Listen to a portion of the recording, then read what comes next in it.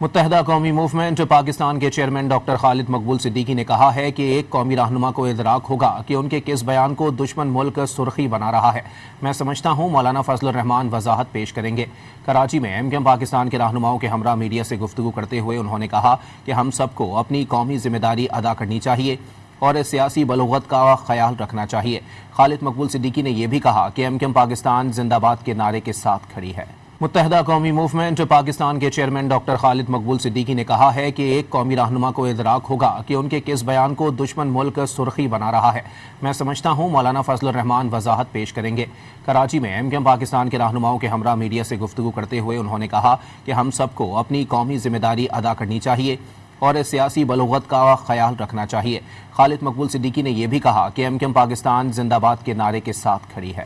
متحدہ قومی موومنٹ پاکستان کے چیئرمین ڈاکٹر خالد مقبول صدیقی نے کہا ہے کہ ایک قومی رہنما کو ادراک ہوگا کہ ان کے کس بیان کو دشمن ملک سرخی بنا رہا ہے۔ میں سمجھتا ہوں مولانا فضل الرحمان وضاحت پیش کریں گے۔ کراچی میں ایم کیو ایم پاکستان کے رہنماؤں کے ہمراہ میڈیا سے گفتگو کرتے ہوئے انہوں نے کہا کہ ہم سب کو اپنی قومی ذمہ داری ادا کرنی چاہیے اور سیاسی بلوغت کا خیال رکھنا چاہیے۔ خالد مقبول صدیقی نے یہ بھی کہا کہ ایم کیو ایم پاکستان زندہ باد کے نعرے کے ساتھ کھڑی ہے۔